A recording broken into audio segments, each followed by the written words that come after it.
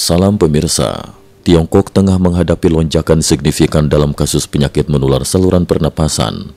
Menurut laporan terbaru dari Central News Agency CNA pada tanggal 8 Januari 2025, lonjakan ini menyebabkan rumah sakit tingkat 3 di berbagai daerah kewalahan menampung pasien, sementara berbagai obat yang diklaim ampuh cepat habis terjual. Selain itu, krematorium dan rumah duka juga mengalami tekanan berat akibat peningkatan jumlah kematian.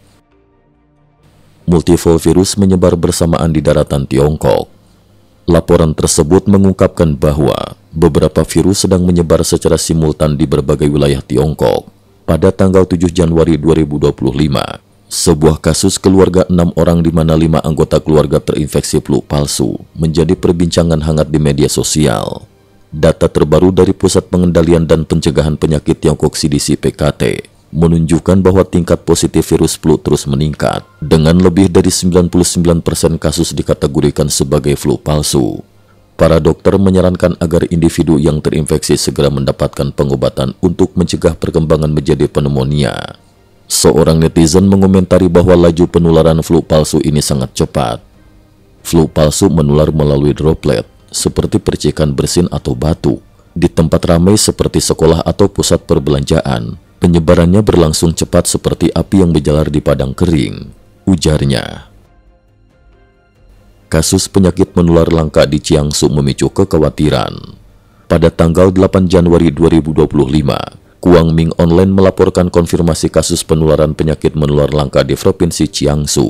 Berita ini langsung menjadi topik hangat di jagat maya, menimbulkan kekhawatiran akan kemungkinan terulangnya tragedi pandemi 5 tahun lalu. Penyebaran Human Metapneumovirus HMPV meningkat di berbagai negara. Tidak hanya di Tiongkok, virus Human Metapneumovirus HMPV juga menyebar di berbagai belahan dunia. Menurut The Economic Times India, hingga 7 Januari 2025, India telah mengonfirmasi 7 balita positif HMPV. Data dari Badan Keamanan Kesehatan Inggris, UK Health Security Agency, menunjukkan bahwa hingga pekan sebelum 23 Desember 2024, potensi kematian akibat penyakit saluran pernapasan di rumah sakit mencapai 4,53%. Selain itu, kasus HMPV juga melonjak di Malaysia, India, dan Kazakhstan. Di Amerika Serikat, data dari CDC menunjukkan bahwa dari awal hingga akhir Desember, kasus positif HMPV meningkat 2 kali lipat. Pada pekan terakhir Desember saja, tercatat 300 pasien positif. Meskipun demikian, CDC Amerika Serikat menyatakan bahwa kasus-kasus tersebut belum menimbulkan kekhawatiran serius di AS, namun terus memantau situasi di Tiongkok. Dr. Lin Xiaosu, situasi masih perlu dipantau. Dr. Lin Xiaosu, seorang pakar virologi di Amerika Serikat, mengungkapkan kepada The Epoch Times pada tanggal 8 Januari 2025 bahwa situasi ini tetap perlu dipantau dengan cermat.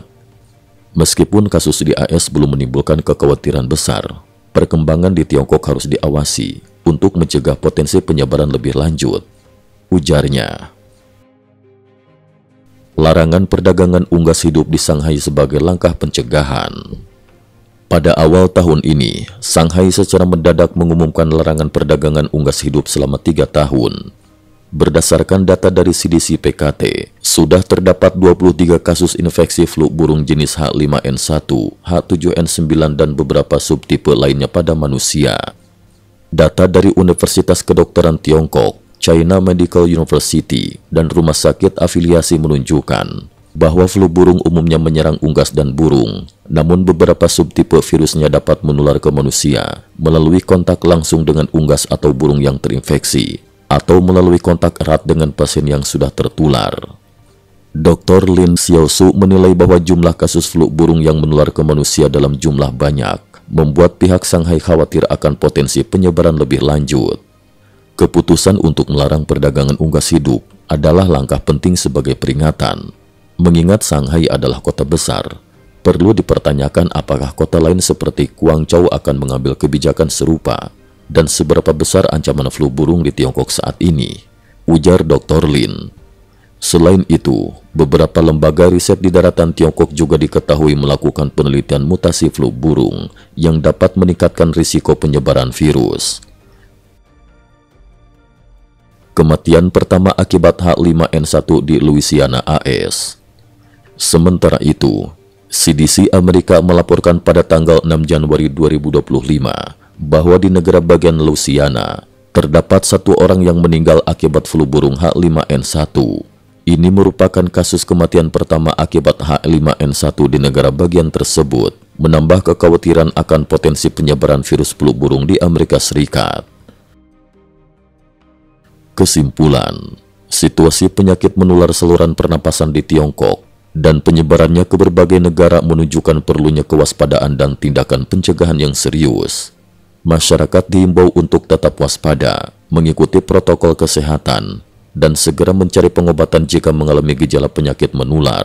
Pemerintah dan lembaga kesehatan internasional terus memantau perkembangan situasi ini untuk mencegah terjadinya pandemi yang lebih luas. Cukup sekian dulu. Terima kasih atas perhatiannya. IT News juga memiliki channel di platform kancing.com. Mohon kunjungan dan bantu subscribe agar bisa mengikuti perkembangan dunia tanpa batas. Terima kasih. Link kancing ada di dalam description.